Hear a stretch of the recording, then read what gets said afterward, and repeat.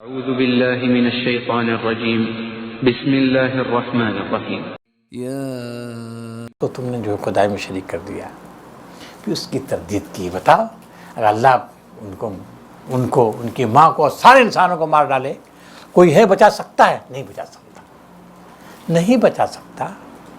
تو پھر بتاؤ ایسے لوگ جو اپنی حفاظت نہ کر سکتے ہوں ان کو تم خدائی میں شریک کرتے ہو۔ پھر اس کے بعد ان کی تردید کی گئی ہے کہ یہ ایمان نہیں لا رہے ہیں۔ اس کی وجہ یہ ہے کہ یہود اور نصارہ دونوں کہتے ہیں ہم اللہ کے فرزند ہیں، اس کے محبوب ہیں۔ اے نبی کہہ دو کہ تم اگر محبوب ہو، اس کے فرزند ہو، تو کیوں پھر اللہ تعالیٰ نے تاریخ مختلف ادوار میں تم کو 32 سزائیں دی ہیں؟ بتاؤ تم اللہ کے محبوب ہو، اس کے قریبی، اس کے چہیتے ہو، تو بتاؤ پھر کیا اللہ تعالیٰ اپنے چہیتوں کو سزا دے سکتا ہے؟ نہیں دے سکتا ہے۔ تم بتاؤ تم انکار کر سکتے ہو کہ مختلف تاریخ کے مختلف دور میں تم کو سزائیں دی گئی، 32 سزائیں دی گئی۔ خود بنی اسرائیل کے یہ جو فرعون کا واقعہ تبھی ایک بچہ ان کا جانتا ہے۔ بتاؤ کس طرح کے ساتھ پھر کہہ رہا بل انتم بشر ممن خلق، تم مخلوق ہو، تم بشر ہو۔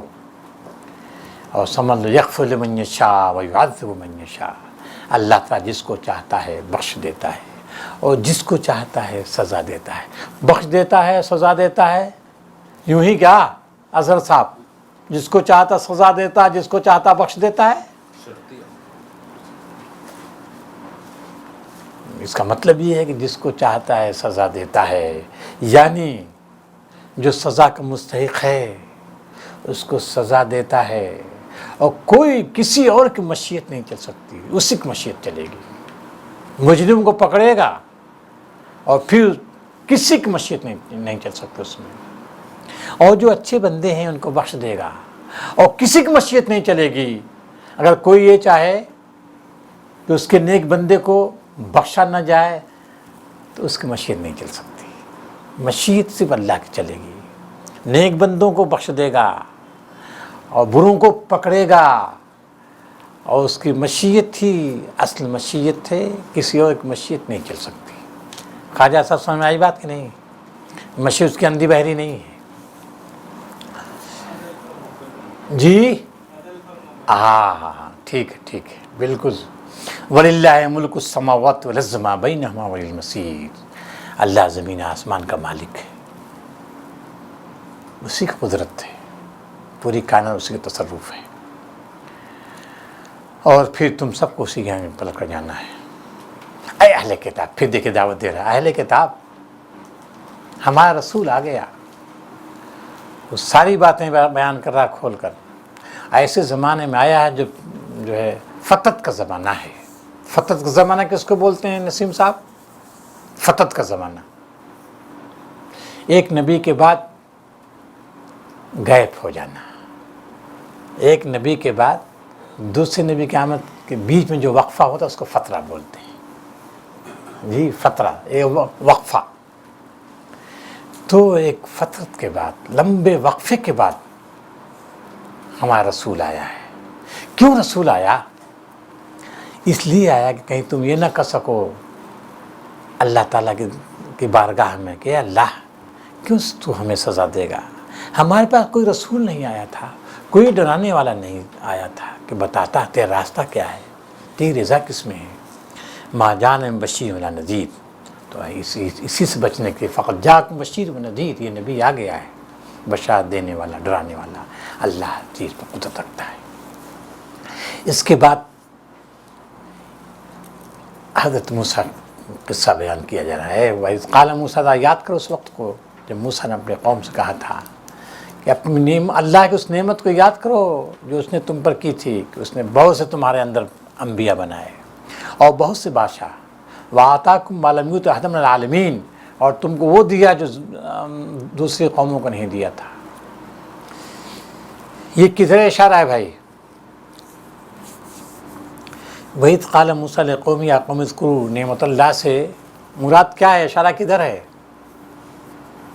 تورات کی طرف، نہیں، نعمت اللہ علیکم تو اس کی وضاحت کر دی نا کہ نعمت یہ کہ تم میں انبیاء بھیجے، بہت سے انبیاء بنے اور بہت سے بادشاہ، یعنی اللہ تعالیٰ نے تمہیں دنیاوی نعمتیں بھی دیں اور دی نعمتیں بھی دیں، دنیا کی نعمتوں سے بھی نوازا ہے اور دی نعمتوں سے بھی نوازا ہے۔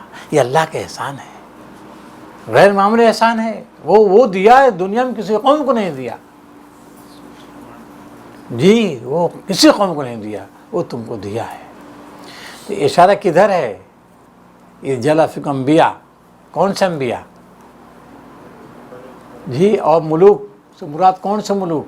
کدھر اشارہ ہے؟ زمانہ جو کس زمانے کے دانے میں اشارہ؟ یوسف علیہ السلام۔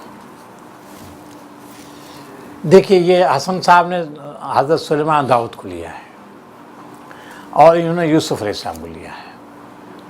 یہ جو دونوں میں اختلاف، جو یہ مفسرین کا اختلاف ہے، یہ دونوں نے، انہوں نے نمائندگی کی ہے مولانا امین حسن اصلاحی صاحب کی اور انہوں نے نمائندگی کی مولانا مودودی صاحب کی۔ مولانا مودودی صاحب کا خیال یہی ہے کیا؟ یہ اشارہ ہے حضرت یوسف علیہ السلام جانب، اور یوسف علیہ السلام کے بعد برسوں تک حکمرانی رہی ہے مصر میں اور اطراف مصر میں، کس کی؟ بنی اسرائیل کی، معمولی حکومت نہیں تھی۔ تقریباً 80 سال تک رہی۔ 80 سال تک، بلکہ وہ سب پیریڈ 400 سال مصر میں، حضرت موسیٰ سے پہلے 400 سال تک ان کی حکمرانی رہی ہے مصر میں، 400 سال تک۔ پھر اس کے بعد انقلاب آیا۔ ایسا نہیں حضرت یوسف کے بعد ختم، ایسا نہیں ہے، چلتے رہے، ان کی نسل میں حکمرانی رہی ہے۔ تو یہ مودودی صاحب کا خیال ہے، اور مودودی صاحب خیال نہیں بلکہ ہمارے مفسرین کا خیال ہے، اور یہ بھی رائے ہو سکتی ہے حضرت موسیٰ سے پہلے، کیونکہ موسیٰ علیہ السلام کہہ رہے ہیں نا، یاد کرو نعمت کو جو تم پر کیا ہے، تم میں بنائے، تو ظاہر ہے کم سے کم حضرت موسیٰ جب کہہ رہے ہیں تو موسیٰ کی تاریخ سے پہلے کا واقعہ ہے۔ یہی عقل کہتی ہے نا، ترتیب یہی ہونا چاہیے۔ لیکن مولانا امین حسن صاحب کہتے ہیں کہ بات کا واقعہ اور یہ جی اس اسلوب میں جو زمانہ جو ہونے والا ہے، کبھی کبھی ماضی کو اسلوب میں بیان کرنے جو قطعی ہے، تو وہ کہتے ہیں کہ اس سے مراد جو ہے حضرت داؤد سلیمان کا جو واقعہ ہے، ان میں جو بہت سے ملوک پیدا ہوئے ان کی جانب اشارہ ہے۔ چلیے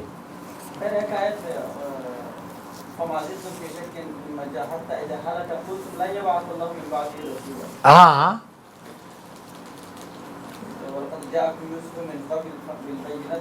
میں سمجھ گیا، سورہ مومن کا آیت ہے وہ، سمجھ گیا۔ ہاں تو رسول کی بات ہے، ان کا خیال تھا، حتی اذا قلتم لن یبعث اللہ من بعد رسولا، تمہارا خیال تھا، یہ ان کی تردید کی جا رہی ہے نا کہ تمہارا خیال تھا کہ اب کوئی نبی نہیں آئے گا، حالانکہ بہت سے انبیاء آئے، تمہاری پرانی روش ہے یہ۔ آج اس نبی کے سلسلے میں تم شک کر رہے ہو نا، تو یہ شک تمہارا پہلے بھی تھا، تم سمجھتے تھے کہ جو ہے اب حضرت یوسف کے بعد کوئی نبی آنے والا نہیں ہے، حالانکہ حضرت یوسف کے بعد کتنے پیغمبر آئے تمہارے اندر، تو تمہارے مزاج میں شک ہے، تم شکی ہو، اس وجہ سے محمد صلی اللہ علیہ وسلم کی رسالت سے تم شک کر رہے ہو، سمجھ گئے آپ نے؟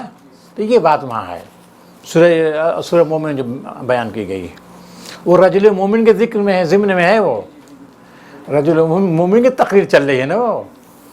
چلیے صاحب، اب یہ نعمت کا ذکر کیا ہے حضرت موسیٰ نے، بنی اسرائیل کی تاریخ کا جو ذری باب ہے ان کو ان کے سامنے پیش کیا ہے، پھر کہا یا قوم ادخلوا الارض المقدسۃ التي كتب اللہ لکم، اللہ کی نعمتوں کی یاد کرو، کتنی نعمتیں ہیں۔ اب اللہ تعالیٰ کہہ رہا ہے کہ اے بنی اسرائیل کے لوگوں، ارض مقدس میں داخل ہو جاؤ، یہ اللہ کا حکم ہے جو موسیٰ علیہ السلام پیش کر رہے ہیں ان کے سامنے۔ کتب اللہ لکم، اللہ نے لکھ دیا تمہارے لیے، ولا ترتدوا علی ادبارکم، اور تم پیٹھ مت پھیرو کہ تم ناکام ہو جاؤ گے۔ تو انہوں نے جواب دیا حضرت موسیٰ کو، کیا جواب دیا ہے کہ اے موسیٰ، اس میں بڑے زوراور لوگ ہیں اور اس میں ہم ہرگز نہیں داخل ہو سکتے، یہاں تک وہاں سے نکل جائیں وہ، فَيَخْرُجُ مِنْهَا، اگر اس سے نکل جائیں گے تب ہم اس میں داخل ہو جائیں گے۔ دو آدمی اس میں تھے جو خدا ترس تھے، تقویٰ تھی، تقوی کے باہر چل رہی دیکھیے سورہ میں بار بار تقوی تقوی بار بار ہے نا. تقوی جو متقی تھے اللہ سے ڈرنے والے لوگ تھے انہوں نے کہا ادخلوا علیہم الباب دروازے سے داخل ہو کر ان پر حملہ کرو. فَإِذَا دَخَلْتُمُوهُ اگر تم داخل ہو جاؤ گے تم غالب رہو گے. اللہ پر بھروسہ کرو اگر تم مومن ہو. کیا جواب دیا تھا بنی اسرائیل نے؟ قالوا یا موسیٰ انہوں نے کہا اے موسیٰ ہم ہرگز اس میں داخل نہیں ہو سکتے جب تک وہ رہیں گے. یہ بزدلی کی انتہا ہے, یہ بزدلی کی انتہا ہے. اور اس پر بھی ان کا خیال ہے نحنو اس پر بھی خیال نحنو ابناء اللہ واحباؤ. فاذهب انت اب دیکھیے یہ جرت فاذهب انت وربک فقاتلا انا ہاہنا قاعدون. تو اور تیرا رب جائے جنگ کرو ہم یہاں تماشا دیکھیں گے. انا ہاہنا قاعدون ہم بیٹھے رہیں گے. اب حضرت موسیٰ قال رب انی لا املک الا نفسی واخی اے رب میں اپنے کا مالک ہوں اپنے بھائی کا مالک ہوں. بھائی کہا کیوں کہا؟ وزیر تھے نا حضرت ہارون وزیر ہیں اسے ہمیشہ ساتھ دیا ہے ان کے مالک ہوں. لہٰذا ہمارے ہارون علیہ السلام تھے نہیں دو ہیں وہ دوسرے ہیں. ہاں یوشع اور کالب ہیں دو بزرگ ہیں یہ دوسرے لوگ ہیں. چلیے تو اللہ تعالیٰ نے کہا کہ اب چلو یہ سرزمین تمہارے لیے حرام ہو گئی 40 سال تک. اب تم وادی تین بھٹکتے رہو صحرائے سینا میں تم بھٹکتے رہو. فلا تأس علی القوم الفاسقین اے موسیٰ اب تم فاسق غدار قوم پر غم نہ کر. کیا مادہ ہے مولانا طاہر صاحب فلا تاسا کا؟ طاہر صاحب فلا تاسا کا مادہ کیا ہے؟ ہاں مادہ کیا ہے؟ آسیہ یاسا آسیہ یاسا فلا تاسا نہیں کا صیغہ ہے نا تو فلا تحزن غم نہ کر. یہ قصہ کیوں سنایا جا رہا ہے بنی اسرائیل کے لوگوں کو؟ بولیے. تنبیہ کیا؟ تم ذرا سوچو اپنے غریبان میں جھانک کر دیکھو تم اس لائق ہو کہ تم محبوب ہو اللہ کے پسندیدہ ہو اور کسی نبی کی ضرورت نہیں تم کو کسی رسول کی ضرورت نہیں ہے کسی ہدایت نامے کی ضرورت نہیں ہے کسی نور کی ضرورت نہیں. بتاؤ تم نے کیا کیا کیا سلوک کیا ہے؟ تم پھر بھی کہتے ہو کہ ہم اللہ کے چہیتے ہیں. یہ پہلو بڑا ابھرا ہوا. اور کیا پہلو اس میں؟ یہ قصہ یہ پہلو حضرت موسیٰ کے قصے کے کیوں سنایا جا رہا ہے؟ کچھ سبق مل رہا ہے؟ بولیے کچھ سبق مل رہا ہے کہ نہیں؟ کیا سبق ہے؟ جی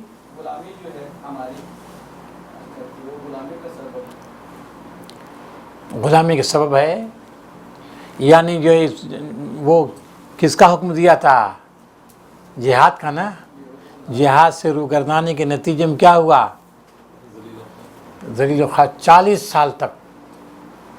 سال تک وہ وادی تین میں بھٹکتے رہے. ہمارے ڈر کی وجہ سے انہوں نے جہاد سے گریز کیا ساتھ نہیں دیا حضرت موسیٰ کا. تو پھر جو ہے 40 سال تک بھٹکتے رہے. اور پھر 40 سال کے بعد کیا ہوا؟ 40 سنت کا ذکر ہے. اس کے بعد کیا ہوا؟ اس کے بعد کا ذکر جو ہے اس میں سورہ بقرہ میں ہے تفصیل کے ساتھ. ہاں وہ حضرت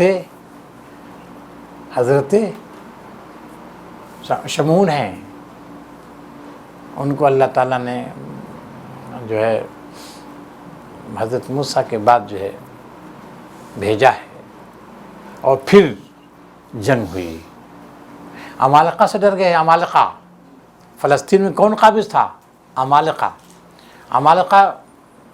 عمالقہ کے معنی جانتے ہیں آپ لوگ؟ لمبے تلنگے تھے بہت لمبے تلنگے تھے. انہوں نے دیکھا نا دیکھ کے وہ ڈر گئے. 12 نقیب تھا نا انہوں نے بھیجا تھا کہ جا کر پتہ لگاؤ. بھیجا تھا کہ آ کر رپورٹ دو. تو انہوں نے جو ہے 10 نے تو وہ خوفناک منظر کھینچا ہے کہ صاحب خوفناک منظر. پوری قوم بزدل ہو گئی. یہ 2 آدمی تھے جنہوں نے کہا نہیں حوصلہ خوب بڑھایا انہوں نے. لیکن جو قوم جب بزدلی چھا جاتی ہے تو پھر اقدام شاید نہیں ہوتی. 40 سال تک وادی یتیم بھٹکنے کے بعد کیا ہوا؟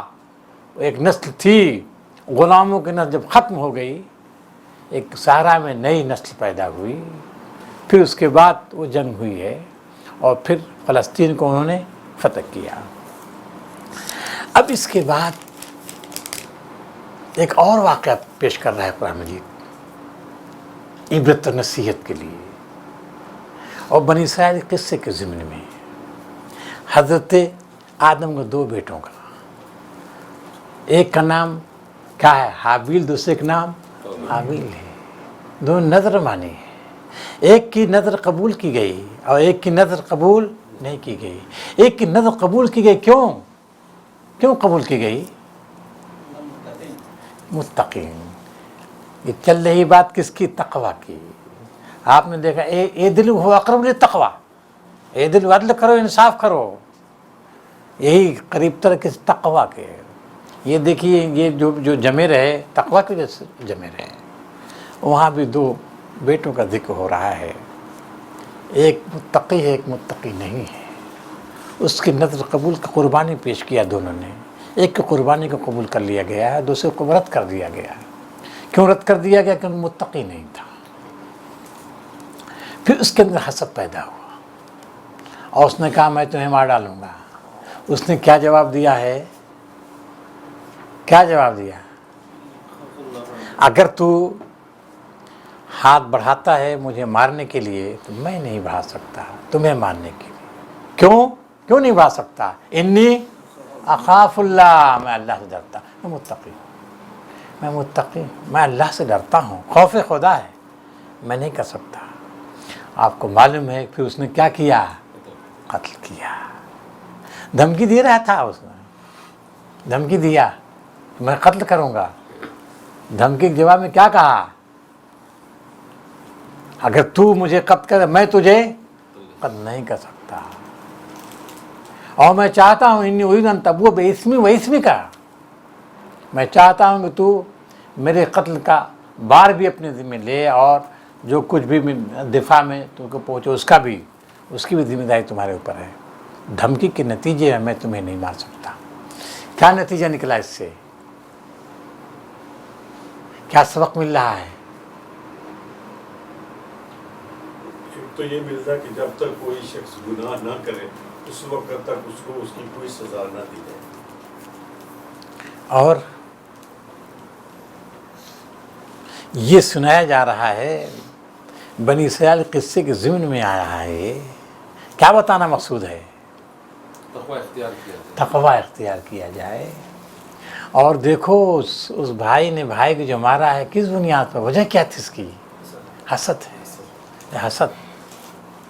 حسد مبتلا تھا بھائی اور اس نے مار ڈالا. ہاں بس وہ بات ہوئی نا، یہ بھی حسد میں مبتلا ہے. اور تقوی سے خالی، تقوی سے خالی تھا وہ، جیسے یہ تقوی سے خالی ہے.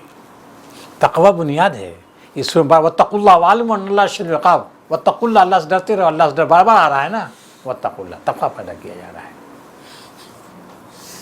ایک بات ہے. دوسری بات یہ ہے کہ دیکھیں اگر کوئی دھمکی دیتا ہے اجتماعی طور پر، یہ انفرادی ہے. اگر بھائی نے بھائی کو دھمکی دی ہے تو اب یہ بھائی کا یہ نہیں بتا ہم کی دیا تو ہم کو مار ڈالیں، ہم پہلے مار ڈالیں. یہ اسلام یہ نہیں سکھاتا.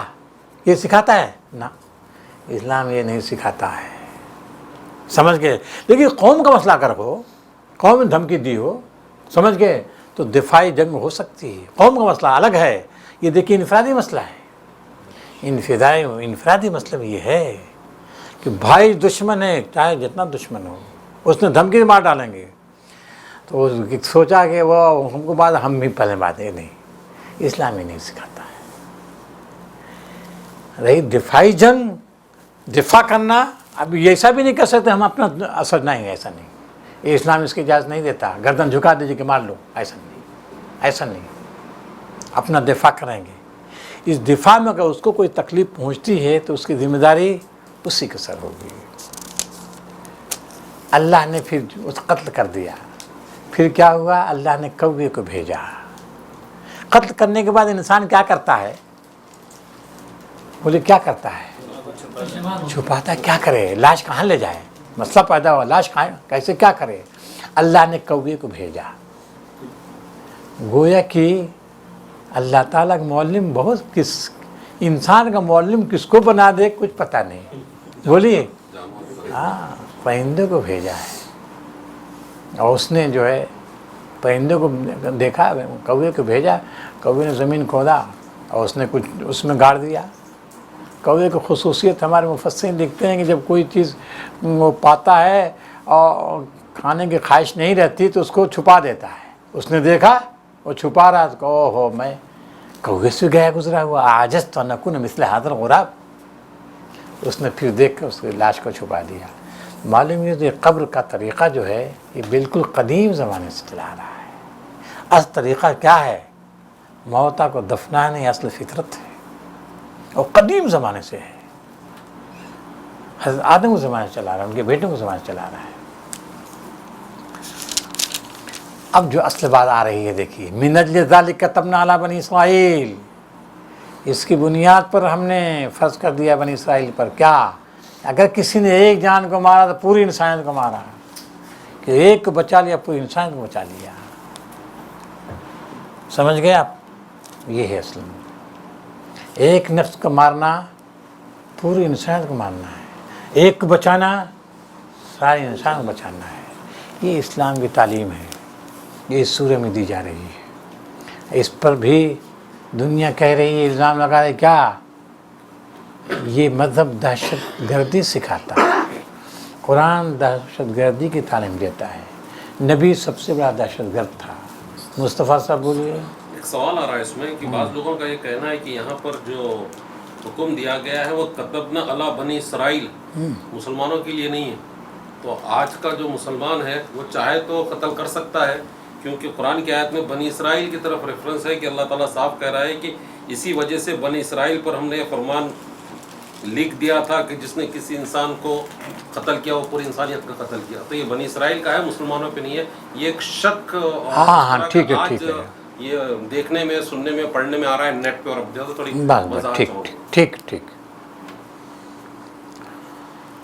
آگے بھی آ رہا ہے. اس میں بعض لوگوں نے کہا کہ صاحب حضرت حذیفہ نے بڑا اچھا جواب دیا ہے. حضرت حذیفہ رضی اللہ تعالیٰ. آگے بھی ایک بات آ رہی ہے اس کے سلسلے میں. کہا کہ جو بھی کڑوا ہے کل بنی اسرائیل کے لیے اور میٹھا میٹھا کل اپنے لیے. جتنے احکام اس میں دیے جا رہے ہیں جتنے سخت ہیں وہ سب بنی اسرائیل کے لیے. ایسا ہے قرآن مجید کو سارے احکام جو بنی اسرائیل کے ضمن کے وہ ہم بھی اس کے مخاطب ہیں، ہم بھی اس کے مخاطب ہیں. الا کہ بنی اسرائیل کو خاص کوئی جو ہے اس کی تعین ہو. اگر عموم ہے اس کے مخاطب ہم بھی ہیں بھائی، تو ہمیں کو تو سنایا جا رہا ہے، ہمیں کو سنایا جا رہا ہے کہ نہیں؟ بولیے. اچھا، ہم نے عرض کیا تھا کہ یہ سورہ کب نازل ہوئی؟ 10. کہاں نازل ہوئی؟ میدان عرفات میں. اب نبی صلی اللہ علیہ وسلم خطبے کو دیکھیے، آپ نے خطبہ دیا ہے، کتنا زبردست خطبہ دیا ہے، کتنا زبردست خطبہ دیا. ہم نے عرض کیا تھا اس کی نظیر نہیں ہے. نبی صلی اللہ علیہ وسلم جو اب آپ انداز دیکھیے کیا ہے. ایو بلدن ہادا، ایو مقام ہادا، ایو یوم ہادا، یہی نا بھائی. اور سناٹا چھا گیا ہے. پھر کہا کیا یہ مکہ نہیں ہے؟ کیا یہ جی عرفہ نہیں ہے؟ یوم عرفہ نہیں ہے؟ یہ محترم مہینہ نہیں ہے؟ یہی ہے نا ایو شہرین ہادا. محترم مہینہ کہاں؟ ظاہر یہ محترم مہینہ ہے، یہ سرزمین مکہ ہے، محترم گھر ہے، محترم مہینہ ہے، محترم دن ہے. جی سب کہا نا. جب یہ ذہن میں خوب بیٹھا لیا تب اللہ کے رسول نے کہا ہے سن لو، جس طرح سے یہ گھر محترم، جس طرح سے یہ دن محترم، جس طرح یہ مقام محترم، ٹھیک اسی طرح ایک دوسرے کا مال، ایک دوسرے کی جان تم پر محترم ہے. ایک دوسرے کی جان کو خانہ کعبہ سمجھنا، ایک دوسرے کے مال کو خانہ کعبہ کی طرح احترام تمہاری نظر میں ہونا چاہیے اس کا. یہ جو ہے خود وہ خطبہ بتا رہا ہے کہ سورج جو نازل ہوئی ہے، کب نازل ہوئی؟ عرفات کے میدان، وہ ٹکڑے دیکھیے. اور پھر کیا کہا تھا؟ اللہ حل بلغتو، یہ سب پڑھیں، اللہ حل بلغتو، اللہ حل بلغتو، ہر ایک لوگ کیا ہم نے پہنچا دے؟ کہاں؟ قالوا بلا، قالوا بلا، قالوا بلا. یہ سورج جو آ رہی ہے، کونوا قوامین بالقسط شہداء للہ، تم گواہ بنائے گئے ہو، تم گواہ. اس میں آپ خطبے میں دیکھیں گے اسی کو کہا اللہم اشہد.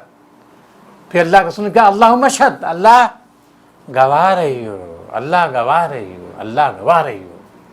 کیوں کہا؟ وجہ کیا تھی؟ اسی سے رسول کی ذمہ داری تھی.